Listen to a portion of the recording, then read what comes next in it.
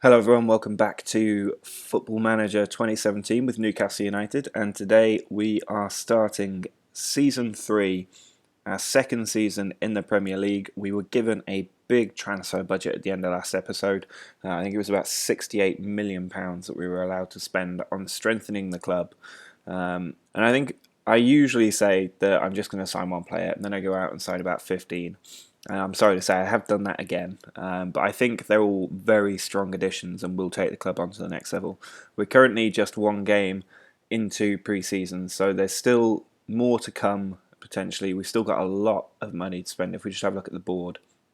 We've still got £54 million to spend, so a lot of money can still go out. The trouble that I've got is that when you go to the scouting screen and look at the players that we can actually bring in, they have started to throw a few more higher price ones, but for the longest time Warren Szczesny was the highest value player that I could bring in. There are a few more starting to appear as people have gone put on the transfer list, but it's still quite a tough market out there. A lot of the players are sub £20 million, which doesn't really help, but I will have another look through, see what else we can do. In terms of the transfers that we've already made, you can see we've made quite a few. But if we start with the outgoings, which will help maybe explain some of the incomings, we did manage to shift Jonathan Clary for £5 million. I think we turned almost £2 million profit on him. It's not as much as maybe he should have gone for. He's valued at nearer 10, but nobody wanted him for that much.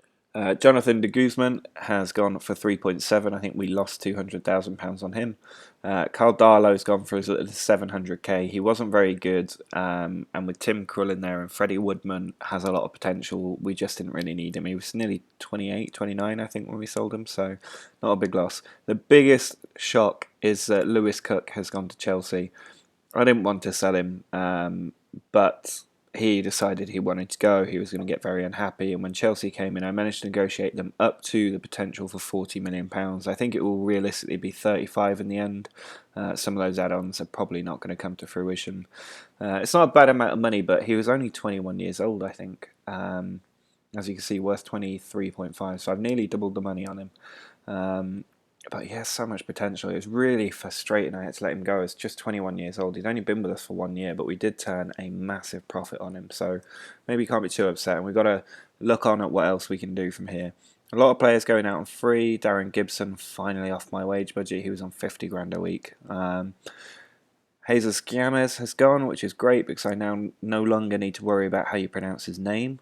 He went for just 550k. He's about 33 years old, so not a big surprise. Mitrovic, I was tempted to maybe keep him. He does have a lot of potential, but I thought actually let's just sell him. And as you can see, the valuation for him did drop quite a bit once he left. And he is a disciplinary problem, and he also isn't suited to our complete forward role that we like to play. Lars Viggen Christensen has gone just for £2.3 million. We took such a massive hit on him, but he just wasn't going to get in our team. It was about £5-6 million we lost on him. And Rolando Aarons has gone because he just wasn't really going to get in our team. We managed to bring in £54 million, quite a lot of money really. It means that we got about £100 million to spend, and we've spent £69 million of that money. Elikim Mangala come in for £8 million, just some central defensive cover really. As you can see, he's higher rated than the other players we've got in central defence, and he does flesh out the defence very well. We also brought in Baba Rahman on the left. I've always been a fan of Baba Rahman. He usually starts on 3.5 stars. By the time he hits about 25, 26, he's usually up to a full 4-star player, and I think he will. You can see he's much better than Lukaku, but Lukaku's still a good player and will stay in the team. Callum Chambers has been brought in because he's so versatile at central defence or right back. And after we lost Giames, I thought we needed extra cover. He'll be in there with Iorfa, fighting for the right back position, so a bit of healthy competition, plus he's English, which helps.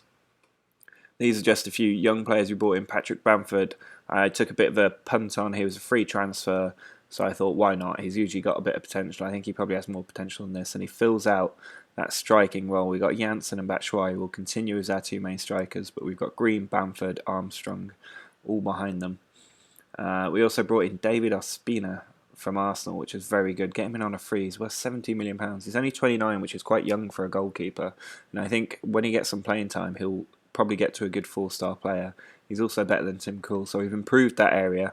And Tim Krul has signed a new contract as a rotation player, so he shouldn't get too unhappy being on the bench. The biggest signing is that of Gylfi Sigurdsson. We got him from Swansea. He was actually transfer listed, which I was a little bit shocked at. He will be playing as a DLP in the centre of midfield. I don't like playing with an AMC because it doesn't contribute enough to the team offensively or defensively for me. So he will be playing as a midfield centre. He is the replacement for Lewis Cook, but he is so good. He's up at a 4-star rating, and we got him for just £21.5 million. He's been very good in terms of goals and assists for Swansea, who did get relegated, so we managed to pick him up quite cheaply. And the final one is Joel Campbell, who will come in on the right wing. We did sell Adnan Januzaj.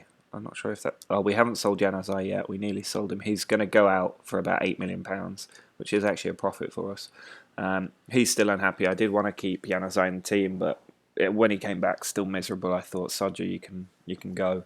And we managed to pick up Joel Campbell, who originally didn't want to join the team, but we did convince him to come.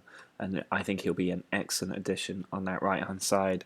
Probably ahead of Matt Ritchie now, to be honest. 26 years old, and he's just got blistering pace. He's got everything you need from an inside forward. So I think the additions to the team have all been very good, and we've done it pretty cheaply. Gylfi Sigurdsson, our biggest signing at £21 million. It's just a snip in the current market. So much money being flooded into the game because of all this Premier League money. So I think I am very happy with the balance of the squad. I'm looking to bring in another central midfielder if I can. If we just go back to the transfer scene, you can see I've been trying to sign Ilara Mendy, but £25 million wasn't enough, and I don't really want to go any higher than that because I can't be guaranteed that he'll be a top quality player. It is a defensive midfielder that I think I need to bring in, but we have a few cheap options that we could bring in a pinch. So I'm not too worried about that, but I'm going to try and sign a marquee central midfielder, and if a good striker comes on the market, I might pick them up. I don't like only having two decent strikers. But that's it for the transfer window up to now. We're now going to go through pre-season. I'll meet you on the other side. There's a lot of pre-season games. I'm going to run the players ragged. And then when we get to the other side, we'll play one match, our first match of the Premier League, which I think is against Watford. And you'll also see the majority of our transfer business will be done. We are now the other side of pre-season, and as you can see, we have made a few more transfers. In terms of players going out, Januzaj did leave. He left for £9 million in the end. We managed to get Siem de Jong off on loan. Annoyingly, he's still got 2 years on his contract. I don't know why we extended his contract in real life for 4 or 5 years when he barely ever plays. But in terms of players in, just the two at the moment. One is Seko Fofana. It's been nearly impossible to secure a good central midfielder. So Fofana feels the ability to play box-to-box and DLP if we need him. He can also play defensive midfield. So he's a good, versatile player. He's also got a decent amount of potential. The other big signing is Divock Origi, who wasn't transfer listed. We had to go out and buy him normally, but we managed to get him quite cheap, which is very surprising. He's the ideal complete forward, but he's also got just brilliant stats for a complete forward. I was very impressed that we managed to get him so cheap. And he's also not been that bad for Liverpool. Last season, 10 league goals in 26 games, 15 overall. And he seems to have been playing reasonably consistently, so I'm not sure why Liverpool let him go so cheap. But I'm very happy that they did. We are trying to secure a couple of other transfers. Well, the big one is that Chancellor Mbemba got a bit pissy with us. Southampton put a bid in, which I rejected. He was unhappy, so they've come back, and I've had to accept this one because it was above the valuation that I negotiated with Mbemba. £21.5 million. Probably not going to get that much. I doubt Southampton are going to win the UEFA Cup anytime soon. But if they do, we get an extra couple of million from that. And his replacement is Michael Keane from Burnley, who in real life has been getting call-ups to the England squad. He's still quite a good player. He's still quite young at the moment in the game. I reckon he will be at least 3.5, but will be a 4-star player. If not immediately, he will by the end of this season. He'll be a good partner with Mangala in the centre. So that will just keep the balance of the team. I think the balance of the team is pretty much perfect. I'm hoping that we have the opportunity to bring in one more big player. We've got the money to, but it's just about whether they become available. There's not very many good young players around. There are ones that would be good players in 3 to 5 years, but I don't really want to have to wait that long. We need immediate progress before we start to do long-term planning like that. So any player I sign needs to be able to fit into the team pretty much perfectly. It needs to improve the team in some way. And there just aren't those players on the market. And I think it's because the game knows that there's so much money in the Premier League that you can't price clubs out with a player's valuation alone. So I think they're making the players a bit more picky about which teams they would agree to sign for. It makes the game probably a bit more realistic, but much, much harder because it's impossible for me to sign a marquee player. There's just nobody. Wijnaldum is the third best player that we could pick up in terms of price. So yeah, there's a bit to do there. I think we're going to have to make do with the team that we've got, the squad that we've got, and try and get European football. I think once we get European football, the floodgates will open in terms of potential, and hopefully we'll have a bit of cash. I think if we're in and around the Champions League places in January, we might be able to make some good signings. So that's the next step. But we are at the first game of the season. It is at home to Watford, we're then away at United, at home against Liverpool, and away against Spurs. So it is very, very important we get a win today at home. In terms of the team, Origi is going to lead the line. He's not entirely match fit. He's just recovering from an injury that he picked up. There are a few injuries in the team, which is quite annoying. So Julian Green is having to start on the left because Atsu and Pulisic are injured. Joel Campbell is going to start on the right. Vilhena partners Sigurdsson in the centre with Silva filling in defence midfield. Rahman will make his debut on the left. Chambers on the right. Mangala and Lascelles in the centre. And Bemba's going to sit this one out because he's about to leave the club. And Tim Krul is in goal because if you look at the injuries, we've got 5 and it's pre-season. I think maybe I played too many games. But Ospina is injured. He's out for another couple of weeks, I think. Yeah. Joe Gomez is out for a few weeks. He's not a big miss. Fofana is a little bit disappointing because if Lucas Silva gets injured, we are in a bit of trouble. And then Pulisic is out for a couple of weeks and Atsu is out for a couple of weeks. So they'll all be back soon. But it's just a little bit frustrating that they've gone and got injured. So a bit of a makeshift team really compared to what I want, but I think it should be more than good enough to beat Watford today, and I'm looking forward to see how Origi does up front. Lascelles, great cross ball there to find Green, who is fouled by Etienne Capoue.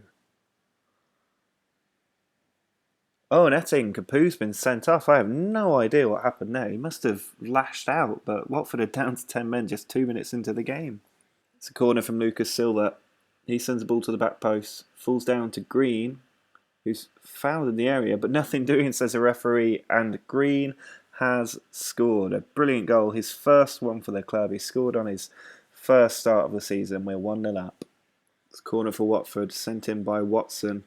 Mangala heads it away. He's been quite good today. A little bit nervous that Watford are on the attack. It's Watson in, and Deeney has scored at the near post, and we have got to throw the kitchen sink at Watford now. There's the full-time whistle. That is such a frustrating way to start the season. I'm going to tell the boys they were unlucky. We did dominate. We were creating chances. We just weren't putting them away. Gomez in the Watford goal made 6 saves.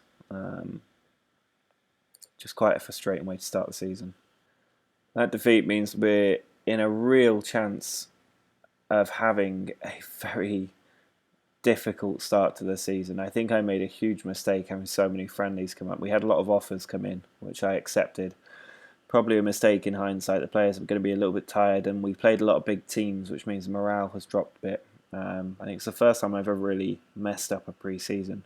And it doesn't help that we now have to play Man United, Liverpool and Spurs as our next 3 league games. We could be 4 games into the season with just 1 point after that draw with Watford.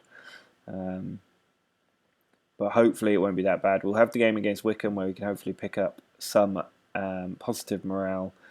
And next episode will also include games against Huddersfield and Bournemouth. So we will at least be able to end the episode on a high. It's just quite a disappointing way to start really. But we'll have our players back from injury in the next episode. Maybe not in time for Watford, but certainly in time for Liverpool, which is a home game. And Liverpool are kind of the yardstick I'm setting down for this season. I want to be above Liverpool. I think we've probably got a better team than them. So, yeah, I think that's it for this episode. I hope you've enjoyed it. Let me know what you think of all the transfers that I've made. And, of course, don't forget to subscribe if you want to see how those transfers get on. But until next time, see ya.